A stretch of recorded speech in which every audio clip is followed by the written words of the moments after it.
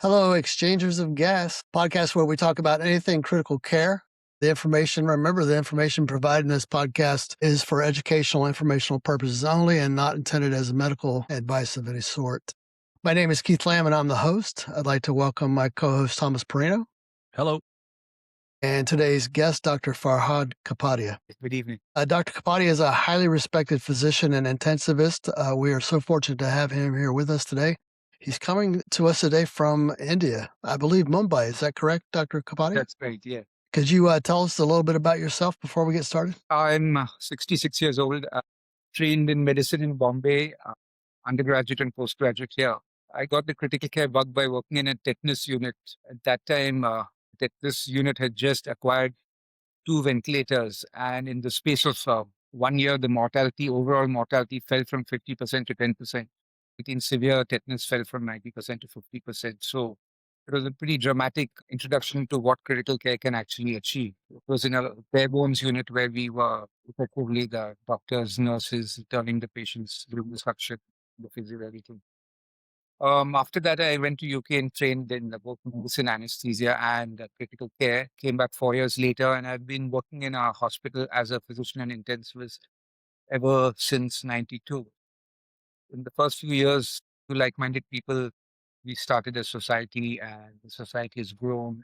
It's got its own journey. It's got its own college. It's got its own conferences, training courses, books, etc. 30 years later, we're a fairly different society from what it was when we started here. By society, I mean critical care society. So that's me. And I still practice both medicine and critical care. I haven't had the chance to practice anesthesia, which is, to some extent is a bit of a pity, but just there was no career path which allowed me to do a little bit of anesthesia. Very good. So I think it's fair to say that you're an expert in critical care medicine and anything really related to critical care medicine. But as you know, we focus primarily on this podcast on things that are specific to respiratory critical care. A little background: a couple of years ago, we started Inspire Respiratory Critical Care, and it's just a bunch of colleagues and volunteers that volunteer their time and their efforts. And we started out by just doing a monthly panel discussion, and we've been doing that for almost about 2 years now. And our goal is to as a nonprofit organization is to just provide free education and free educational opportunities to anybody who's interested in listening. And so as part of that, we sort of decided we wanted to do something a little more intimate than the panel discussion that has several people on it monthly, and do this podcast and invite esteemed experts like yourself, Dr. Kapadia, to our podcast. So we're super excited to have you. In the spirit of trying to sort of keep with respiratory critical care topics, we talked earlier about maybe having a discussion about acid-base disorders, specifically how they relate to respiratory critical care. So one of the hot topics, I still practice clinically 3 12-hour shifts a week, and then do all of the volunteer stuff on the side, like Thomas here. But one of the hot topics that keeps coming back and forth, and we've talked about it on the critical care medicine listserv. By the way, I meant to mention that this is the first time I've met Dr. Kapadia face to face, but I've known him virtually for probably, we were talking right before we started here, probably about 30 years or so, way back when I started to train and became a member of the critical care medicine listserv. And I think when we post this podcast, we'll advertise for that listserv, which is another free educational, opportunity for folks to sort of discuss with like-minded critical care clinicians around the world. But one of the hot topics is whether or not we should give bicarb in the ICU for respiratory acidosis and or metabolic acidosis. Mostly, I don't think a lot of people advocate for giving bicarb for respiratory acidosis, but I suppose that that there may be an instance where that might be done. Could you give us your thoughts on that? Sure. Whenever one's dealing with a question like this, or any other question, we could go with the physiology and the plausibility, or we could go with the outcome data.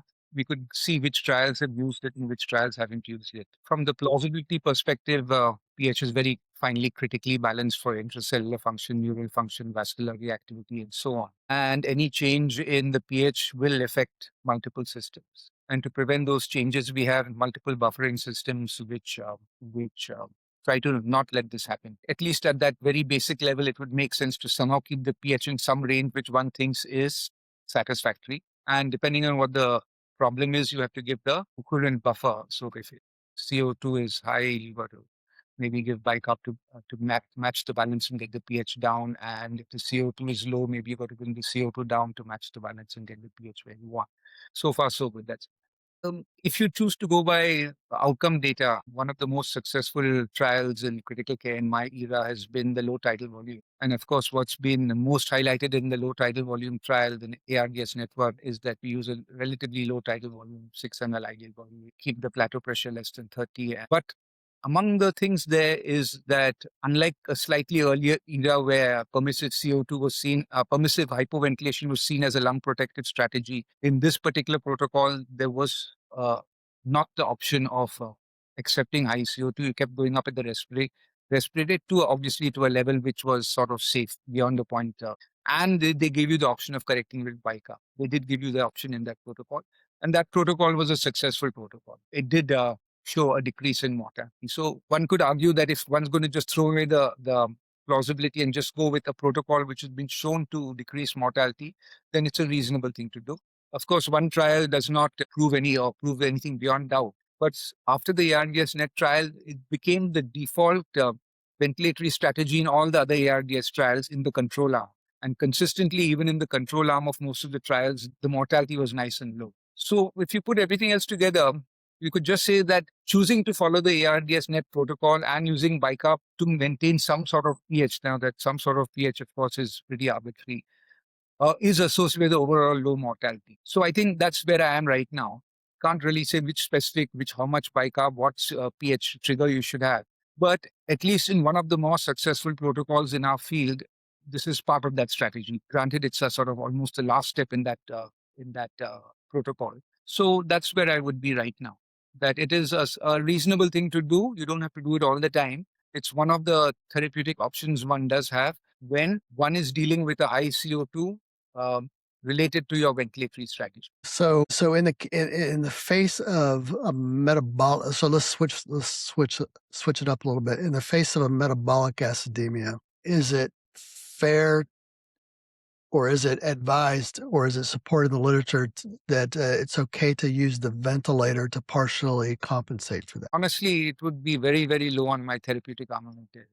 It's not that I shouldn't do it, but when I'm dealing with a metabolic acidosis, I'm really not particularly interested in the first thing about dealing with the acidosis is find the cause and correct it.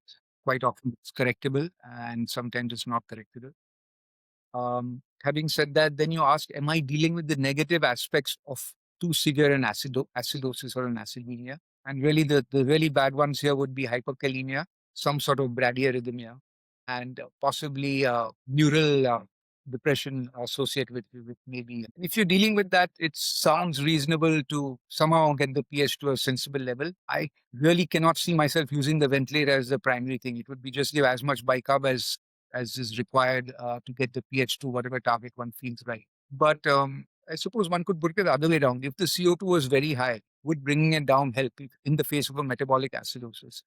Again, as long as you're not overventilating the lung and you're not contributing to air trapping, like say an asthmatic whose CO2 is high, it would be reasonable to bring the CO2 down to a somewhat normal or mild hypocapnia level, hypercarbia level. But otherwise, I don't see the ventilator or decreasing the CO2 as a really meaningful therapeutic option to correct the pH per se. Is probably something more like a rescue when nothing else is working. Yeah, it seems like it's not. It's definitely not a straightforward topic or a straightforward approach.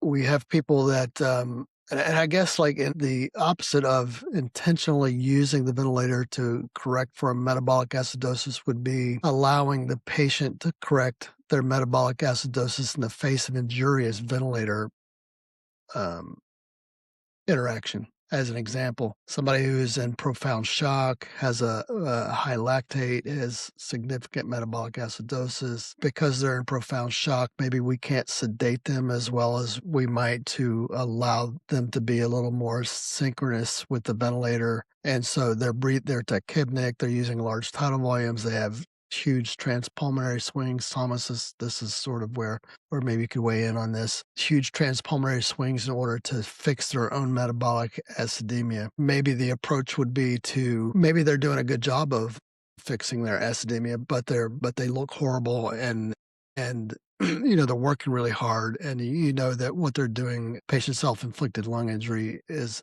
going to be potentially a consequence of this. Would we step in and interfere with that in order to provide more protective ventilation? Does that make sense? The first thing I'd like to say is that we're in an era where we hardly sedated to great depths and hardly use relaxants. So to some extent, the patient is going to ventilate to the level which their brain dictates, which is largely going to be documented by the pH. So the option of actually adjusting the ventilator to match the pH would probably be a moot point, except in a person who's sedated, paralyzed, or for practical purposes, unable to breathe, let's say, neuromuscular injury. So I think, first of all, even if you do try to do it, I think the patient's own drive will overcome that. The second thing is, while respiratory swings are highly undesirable and so on and so forth, that's really much more in the case of the injured lung. In an uninjured lung, for a short time, I really honestly don't think it makes any difference. So if someone has, say, a diabetic ketoacidosis and the huge respiratory swings, or even have a lactic acidosis from, say, an abdominal sepsis, not a pulmonary sepsis, or from malaria, dengue, some form of bacteremic shock, I don't think a few hours of excessive respiratory swings is particularly bad. Of course, as a corollary, athletes, when they run, have huge respiratory swings and they're fine. It's not the best example in the world because these patients also have cytokines which can damage the lung. But overall, in the absence of an injured lung, I wouldn't be too hung up about the respiratory swings, assuming that we're going to get the acidosis sorted out in a few hours or so. Yeah, the more homogeneous a lung is, the less potential there is for injury of effort-related injury and pendilift and whatnot. Homogeneous and normal, if you've got a homogeneously consolidated lung, it could be a little True. Homogeneously open, I should say, yeah. Normal. We've all seen the complete whiteout chest X-rays that you could argue is homogeneous. or like a diffuse ARDS is relatively homogeneous compared to a local ARDS, but it's not the best lung in the world. So we see in the ICU with intubated patients, we've seen sort of both ends of the spectrum, right? And as examples, let's say a severe asthmatic who is, of course, we drag our heels. We try not to intubate asthmatics if we can help it, because it seems, at least in my experience and what I understand of the literature, that an asthmatic can be severely acidemic, and as long as you don't hurt them with the ventilator and cause them hemodynamic collapse, they usually do fine. And they tolerate acidemia very well. I've seen many asthmatics that have, sub 7 pHs, and they walk out of the hospital a week later, as long as we don't hurt them with the ventilator. And the other side of the spectrum is the severely acidemic metabolic acidosis that we just talked about, with severe sepsis and shock and multiple pressors that also may have a sub 7 pH and don't do as well. Their outcomes are not as well. So I guess, there are many patients in between those two examples, right? With an asthmatic that has a single organ failure and they're acidemic, and they'll do fine with a 6.9. And then the other patient that's got multiple systems that are failing, that have a sub 7 pH, that have bad outcomes. So it seems like this. I'm sorry, go ahead. I think the acidosis here is really not the issue in the two examples you've mentioned. I mean, really, in a severe asthma, we hardly ever see that anymore for various reasons. Presumably, we're using inhaled steroids early and people are coming early and so on. But really, in a severe asthmatic who's got to the point of ventilation, and assuming there's no comorbidities, and assuming there's no aspiration, and assuming there's no arrest before they've come to you, if you can prevent them from collapsing from autopete and just sit it out, by and large, everything else is going to get better. I mean, we just have to tide over that crisis without getting them into an autopeak generated circulatory collapse or a clotting. Similarly, in a profound metabolic acidosis, again, if you can reverse the cause, then you really don't need to be that worried about the pH itself. I mean, the best example of severe acidosis, which has no consequences, someone who's just had a seizure and come to the ICU. So the lactate might be 10 times or 20 times or 50 times the normal, and yet in a few hours they're fine. So the acidosis per se has to be looked at in the context of what is causing it and whatever is causing it in that context, what is more likely to kill the person. And that's what we need to focus on. And sort of keeping the acidosis in a life-preserving range becomes sort of a little lower in the priority of therapeutic intervention. Yeah, I always teach that it's not the acidosis that kills the patient; it's the whatever's causing the acidosis that potentially kills the patient. Lately, we've seen a resurgent in the use of methylene blue and maybe another one or two things that people are sort of given for refractory shock. What are your thoughts on that? Used it once in a patient who I thought had no chance of surviving. She had a extensive leptospirosis. She came to us 5-6 days later and established organ failure. Went down the tube. We normally do SLED, that's slow, low efficiency dialysis over a continuous because it's cheaper and it's equivalent in most trials. But she was just far too sick for that. And the only way we could do CRRT was use methylene blue, because the other stuff wasn't bringing the vasopressin and the catecholamines weren't bringing the blood pressure up. And as luck would happen, she turned around and got better. Of course, that's just an anecdote. But also, over the next 3 to 4 months, she had a lot of digital ischemia of the legs and required a little bit of a toe and a forefront amputation over the months that followed. So, I mean, I think as a rescue, it's something you could try, but anecdote doesn't get you too far. Right. So, any follow up to that, Tom? No. Well, you were asking about methylene blue in specific. I feel like our answers so far regarding whether or not bicarb should be given seems to be like, yeah, there doesn't seem to be a problem with it. But I feel like there's been a shift towards people not providing it and not really providing much of an answer as to why. I know historically, like I've worked with clinicians before where the patient was in acidosis, but we were also having difficulty ventilating. And their question to me when I asked them about bicarb was, what does bicarbonate break down to? And the answer is CO2 and water. And the question is, can we handle any more CO2 in this patient? So sometimes there's a trade-off between correcting the pH or potentially making acidosis worse with more CO2 in the system. Can you comment on that? Is this an oversimplification, or is this something to be considered? But let's go back. When in my early years, everyone got bicarbonate. It's just the way it was. There were certain triggers, and Yeah, I think when I started, I feel like it's like acidosis, give them bicarb as well. The body weight and the deficit and how much it would take to refill the and extravascular, and we gave it to everyone. Then these mumblings came out of, you're changing metabolic acidosis into a respiratory one by generating CO2, but that was pretty easy to check. You just check the CO2 and the CO2 hadn't gone up. You were not doing it. Then you're fine. Yeah. The counter to that was, well, actually you're doing intracellular acidosis, not a blood acidosis. Really, there's no way to check whether that's happening or not. Personally, I think CO2 and hydrogen diffuse so much that there's very, very, very few situations where cells will be seriously acidotic and the blood will not be seriously acidotic, because ultimately, but it's not impossible. So we went into the era of more bicarb. Then, of course, more bicarb is at 6 and at 5.9. And at certain times, you did give a little bit of bicarb, but maybe the threshold came from 7.3 to 7.2 to 7.1. And maybe 7 also in certain situations. Then came the bicarb 1 study, which came out in Lancet some time ago. Now, of course, this is in the context of critically ill patients, septic patients. And in that particular study, in one subgroup, those who were critically ill and had a renal dysfunction, there was a mortality benefit. At that point, I started using that protocol in my patients. It was a pretty stiff dose of bicarb, and I didn't feel it was making much difference, and everyone's sodium was going up in 2 to 3 days. And I sort of went off that particular protocol. Then once when I was discussing this paper, someone pointed out it was one of multiple secondary endpoints. And without getting into too much statistical detail, theoretically, if you have 20 secondary endpoints in a trial, one of them will be so-called positive just because you've chosen a p-value of 0.05. Mm-hmm. So you need to do a correction for the number of endpoints. And once you did that correction, that was no longer a positive this thing. So anyway, to some extent, I still wasn't using bicarb. And earlier last year, bicarb 2 came out. Bicarb 2 tested in this particular group, those with renal dysfunction and otherwise critically ill.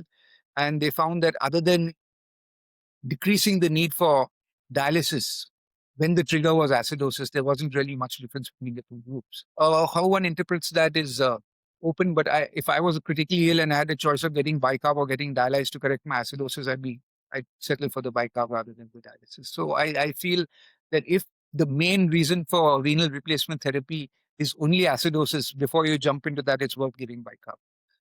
But it didn't change the percentage of renal replacement therapy for any other indication, only for the pH trigger. So I think that's really where we are right now. Choose a number which works for you. Obviously, if someone's potassium is 7, you're going to be much more keen on correcting the acidosis than if someone's potassium is in the normal range. If someone's on a very high inotropes, it is said, how it's said, I'm not sure. The catechol are pH sensitive, and if too much acidosis in the catecholamine won't work, and you reverse that and the catechol start working. I don't exactly know what to make of that. One particularly interesting study looked at when you give bicarb and the hemodynamics got better. Was it the volume because it's a hypertonic fluid, or was it actually the change of pH? And based on their calculations, said it's actually the volume which is causing the transit. So it's a pretty difficult area to tease out. And I would say that at the more extreme elements of potassium and acidosis, especially when you're not too worried about the CO2, it's a reasonable thing to correct. Yeah, I have heard both sides of that argument in terms of vasopressor medications less efficacious when there's significant acidosis. And where I am, that's sort of the impetus for giving continuous bicarb infusion is that if somebody is on shock and if they're on 3 pressors, then we'll start the bicarb infusion, and then once the pH gets to a certain point, we'll back off of the bicarb infusion. Is that the way you practice? Honestly, I almost never use it. Some of my colleagues tend to use a bicarb infusion maybe for 12 or 24 hours. Some of the kidney nephrologists, at one stage, they were using it left, right, and center, but now they've also pretty much backed off that. I forgot there's probably one more, at least theoretical reason to correct the acidosis. In a person who's got severe hemorrhagic shock and the coagulopathy is not correcting, it is said that the coagulopathy will not correct in the presence of acidosis or hypothermia. So you need to correct that before you correct the coagulopathy. Otherwise, the bleeding will obviously. Again, how true or false that is open to interpretation. But that's one theoretical reason to correct the acidosis. Yeah, I've never seen any. I've never seen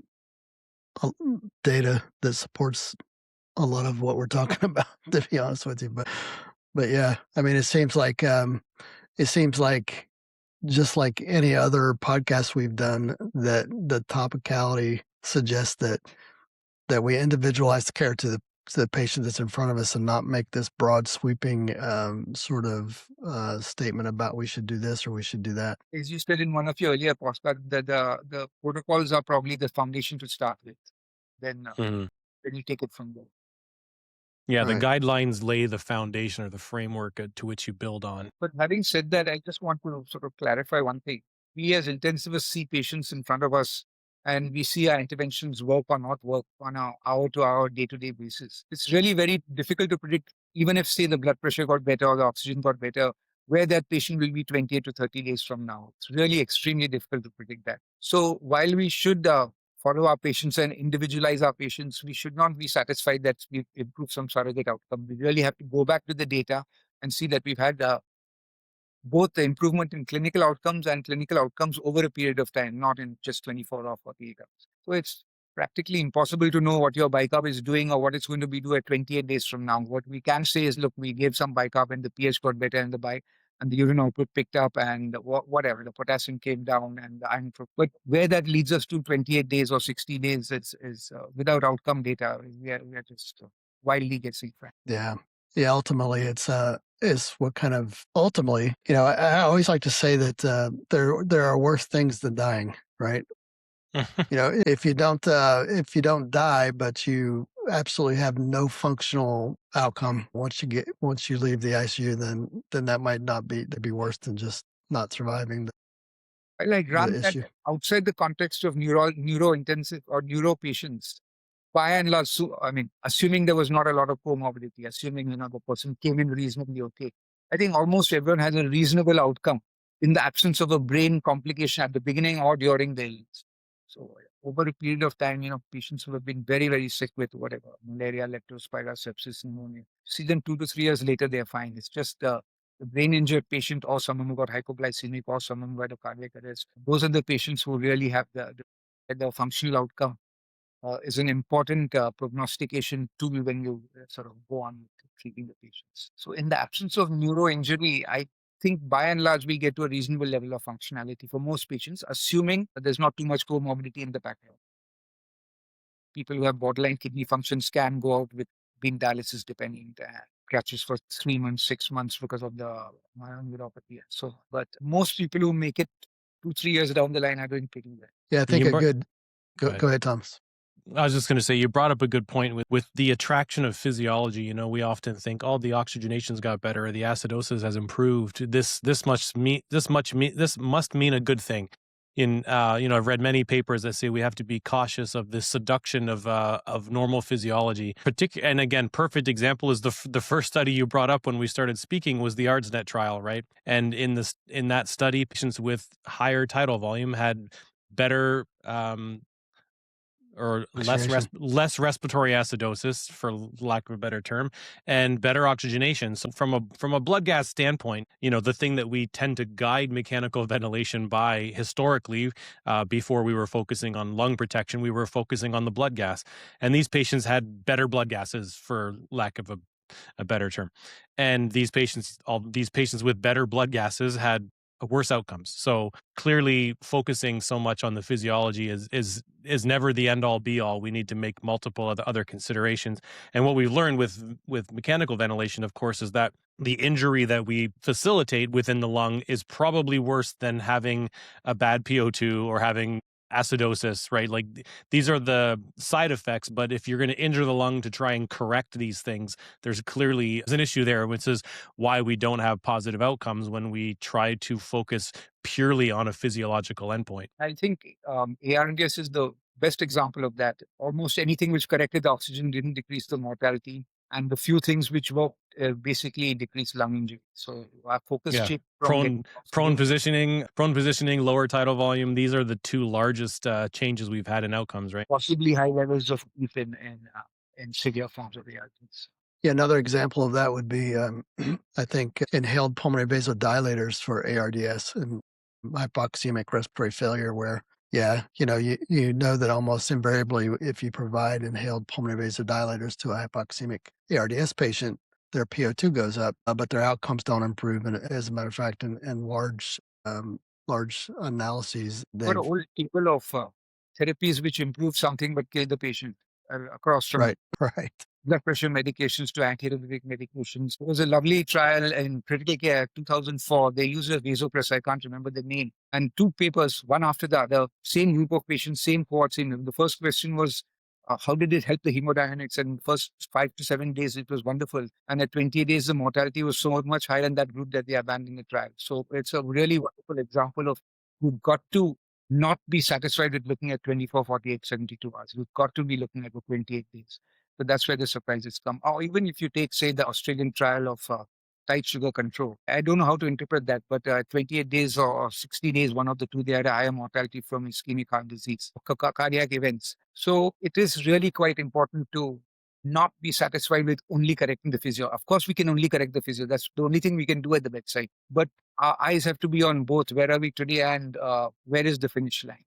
And what are we doing to the patient trying to correct this physiology? Is it plausible that what we're doing is causing more harm in some other way? And this is what we need to consider. If dialysis, well, it's the same idea with ECMO, right? Like you don't give ECMO to someone with some mild acidosis or some mild hypoxemia, because clearly the risk to try and correct, I mean, you can perfectly correct their blood gas, but there's an inherent risk with ECMO. Having said that, when the acidosis, the the oxygenation has gotten so severe, then perhaps the risk of ECMO outweighs the risk of letting them become more and more hypoxic, or injuring the lung in order to try and just keep them at a viable blood gas. So clearly there's some trade-offs, where we have to consider what we're doing. Does it have its own potential for injury, and is that potential higher than just letting them have the acidosis or the poor oxygenation? In the absence of outcome data which convinces you, which means it should be at least randomized, the numbers, the powers, the study should be adequate, and there should be some clinical benefit. In the absence of that, you're stuck. You just have to go with plausibility and hope the future shows you are right, and if the future shows you wrong, you just abandon it. Mm-hmm.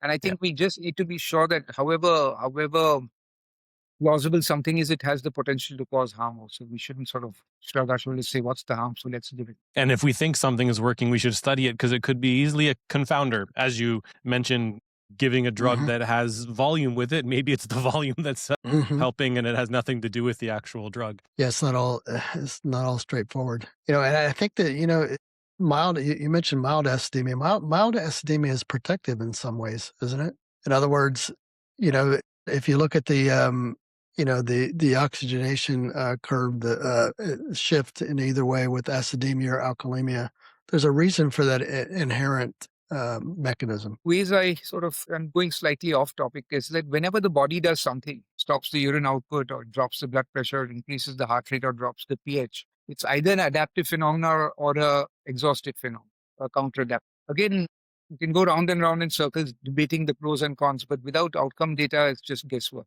I mean, sure, acidosis may be protected by plausible mechanism A, B, C, D, E. Acidosis may be deleterious by mechanism A, B, C, D, but without outcome data, we don't know which of those two arguments is right. And the second step is correcting acidosis may be plausible by whatever, not correcting may be plausible. So beyond the point, you just have to accept that we make educated guesses, and it's really our job as a critical care society to get meaningful outcome data. And we've had pretty good outcome data in the last 20, 30 years. When I started critical care, you could count the number of RCTs at the tip of your fingers, which nothing came out in the NEJM ever, literally. I remember one in, I think, 2000, it was the reverse paper and the Vandenberg paper. Both came in one, I think it was 17th November. It was a rarity for us to have two critical care trials in one issue of the NEJM. And from then to now, we've pretty much covered all the major topics. We may not have perfect answers, but we've at least studied them.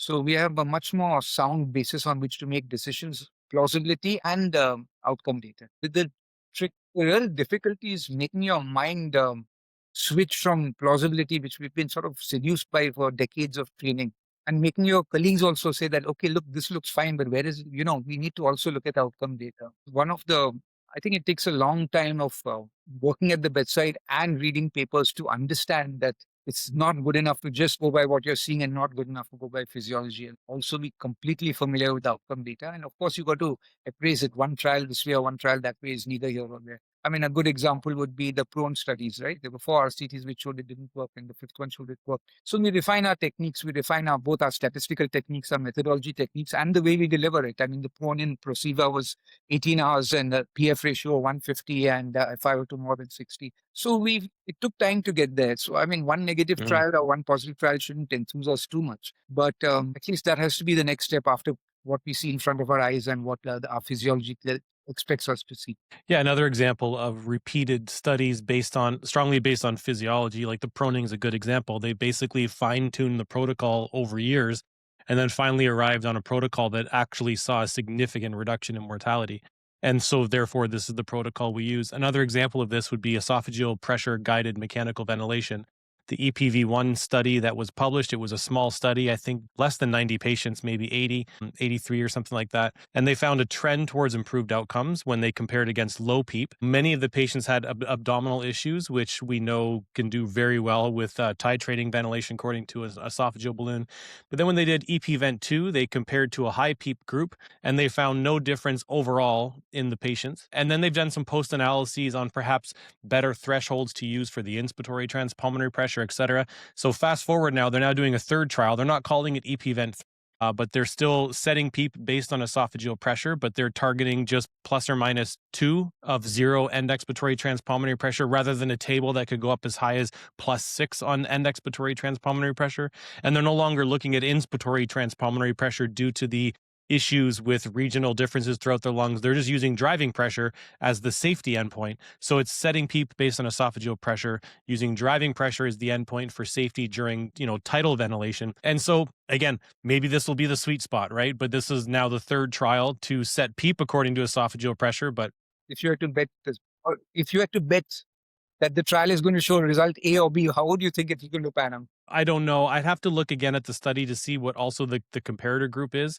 This is always going to be challenging is because I know, like, I'm involved with another study where there's the intervention, but then the control group, they're allowed to use whatever PEEP strategy they currently use in their hospital. And so this could create a number of confounding issues where are people getting the right PEEP level in the control group? So in the Prevent-Vili study, which is the one I was discussing, I'm not sure the control group, if they've standardized high PEEP, for example, like they did in EPVent2. I'd have to look at that. But I don't know. I don't know. When they look, I'm not sure I want to put a bet on it yet. I think their targeting of the PEEP is a better solution than using the table that they used before. Having said that, I don't know if their driving pressure limit is going to be what saves the trial. I say that simply because their driving pressure limit is chosen at 12. Now, they base that number based on a number of data that they have from their previous studies. So I know that there's a reason they chose 12, but 12 might be very ambitious in someone who's not very recruitable, particularly if you're trying to target a transpulmonary pressure of 0 in a patient that doesn't open up. This, I don't know if 12 is going to be something that is achievable, like a driving pressure of 12. I think if it comes down that there's no benefit again, there's going to be a lot of rethinking. Where do we go wrong? What did we do wrong? I think the initial 2 studies, one of the reasons that they felt they sort of missed the point was that they allowed an inspiratory transpulmonary pressure in the first study to be as high as 25. And they said, okay, maybe this is too high. The next study, they brought it down to 20 of an inspiratory transpulmonary pressure. I think they felt that that was too high because they had other studies that said a driving transpulmonary pressure of 10 was the safest. So that would mean an inspiratory transpulmonary pressure of 10 if you target 0 at end exhalation. So they realized that they were allowing too much potential injury during ventilation, and maybe this was the confounder. Might not have been, but that was the thing that stood out. So in this latest version, they're like, forget inspiratory transpulmonary pressure. Clearly, we don't know what the safest upper limit in transpulmonary pressure is. Let's use driving pressure instead. But whether or not that turns out to be the thing that makes the difference, we have to wait to find out. But I don't want to put I think I put bets on the second one, not actual bets, but I thought EP-Vent 2 was going to be positive. And at the same time, I wasn't surprised when I saw the results of it, to be perfectly honest. When we started the study, because I was working at one of the study centers, I was excited. I'm like, this is going to change everything, And then I did enroll a couple of patients where they clearly were not recruitable. Like, even though I'm turning the PEEP up to match the pleural pressure, everything else related to that patient was getting worse. No difference than when you put someone on high PEEP that you know right away they're not tolerating the high PEEP, right? But as long as everything's within the safety limits, it's okay. But something doesn't sit right. Like, this doesn't seem to be better. And I had a couple of patients where I felt like it wasn't an improvement to turn the PEEP up based on transpulmonary pressures. There's still a lot of work that needs to be done. I now leave myself. I don't make any I don't make any or guesses anymore. I just sort of say, well, we'll see what the data tells us. I think one of the hard parts of either doing a trial or reading a trial is once you start doing or reading the trial, for that period of the time, you got to put your biases aside. You got to say, if I actually believe this methodology works, the methodology of the trial, if I believe it is sound, then I have to accept its result. If it doesn't suit me, because otherwise, if it says what you wanted to say, you say, look, I knew it. And if it says you say the trial was flawed. So it's really quite important, both for reading a trial or more important, doing a trial, is convincing yourself that, yes, this will actually answer the question you're trying to answer. Now, I think the question you're putting with transpulmonary is a little too complicated. I mean, if you don't have full faith in the method, you can always, of course, modify it in future trials. But I don't know if whatever it shows, I don't know if it would be the definitive answer. And of course, it will have to tick all the other boxes. It's pretty difficult to do a blinded trial when one group you have data and the other group you don't have data. Could probably sort that out by the adjudicator, whoever the adjudicator is, not knowing whether the person had a transpulmonary catheter or not. Yeah, there were many centers in the at least in the EP-Vent 2. In our center, both groups had transpulmonary pressure measurements for a number of days, but the control group, the measurements were done by myself as the coordinator, but I didn't relay that message or document that message anywhere else except for in the sheets that were required for research. But because they weren't required for patient care, they weren't even documented. Nobody knew what they were. And I don't think I was alone. I think many sites, just because they did collect the data to compare the two, but they weren't using the one as any, they weren't influencing care with it. To guide care. Yeah, to guide care. And particularly myself, I was very picky with that because I wanted that, again, my bias was I wanted the trial to succeed. So I didn't want to introduce a bias where it's like, well, maybe we need higher PEEP, wink, wink. I wasn't going to hint at somebody that perhaps we should do something based on what I just measured. I would just do the measurements and leave and say it's up to the data to determine whether or not this was beneficial, not up for me to influence any decisions at the bedside. But I think that was the attitude of many of the clinicians as well. Like, they didn't want to. What's the outcome of the third trial? Mortality? The third one's or ventilator? The third one's called. Sorry? What's the primary outcome in that trial? In the second trial, it was a composite outcome of right now. the third. I'd have to look at it again, because they're currently enrolling. I think they're in their first year of enrolling patients. I wouldn't be surprised if the outcome was similar to the previous one, but I'd have to look. The previous one was a composite outcome of mortality and time off the ventilator. I don't know if they've gone with the same. I remember there being papers explaining this composite outcome, so I don't know if they've kept with the.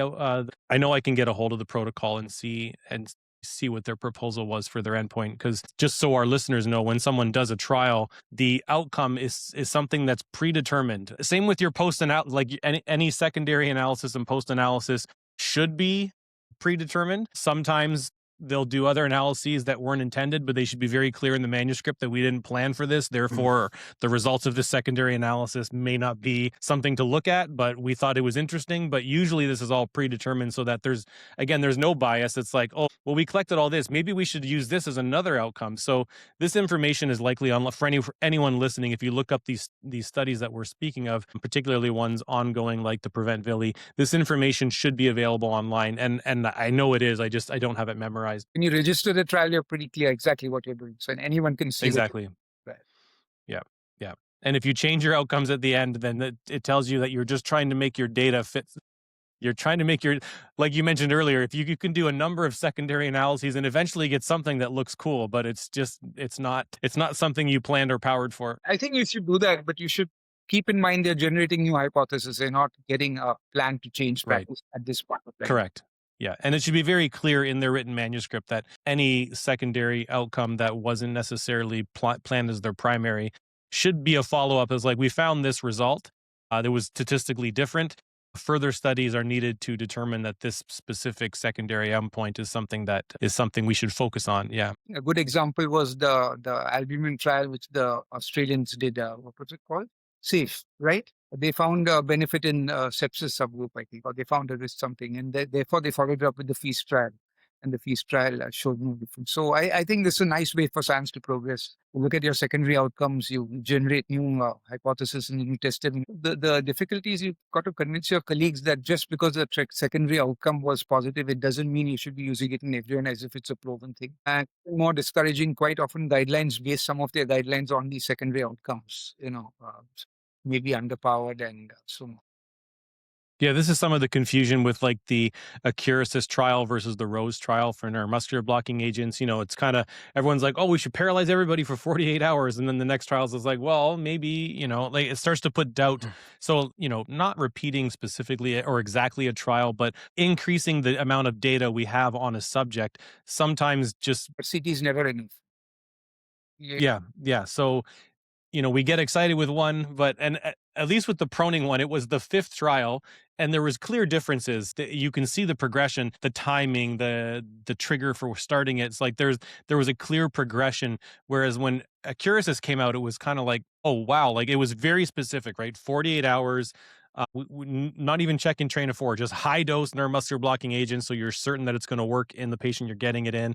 It was blinded by that. Like it was a blinded trial. So like everything was done correctly, but then another person, now all of a sudden we have this other data. And it's like a little bit confusing now as to like what the specific answer would be. And then not just that, but the proning study, a large percentage of those patients, like the Proseva happened at the same time Acidosis was happening essentially, and just after. So the amount of patients that were paralyzed and proned was significant. I believe it was over 80% of the patients who were prone were also receiving neuromuscular blocking agent for 48 hours, essentially. It was the same group that had done the Acidosis study. So again, whether that was an additory effect, et cetera, this question has also been trying to be answered. So again, when we have one good RCT, you can get excited at first, but don't be let down if the next RCT doesn't show the same. You have to learn as you practice longer. Like both Keith and I have been practicing over 20 years, and we know that you get excited for a study, then the next one it's like humble yourself, right? Like sort of knock you back down a notch, being like, maybe we don't have all the answers, Mm-hmm. Someone nicely said that the tragedy of science is a beautiful hypothesis slayed by an ugly fact. Yeah, that's pretty accurate. Yeah, that's pretty accurate. That's a good place to come to an end, I think. That's can't say it any better than that, I don't believe. So I'd like to just say thank you, Farhad, for joining us today. Thanks for a wonderful discussion that sort of we transitioned to multiple different topics, but we appreciate you and we hope to have you back sometime. So Thank you. you guys have a good afternoon and we'll talk again soon. Sounds good. Thank you. Thank you.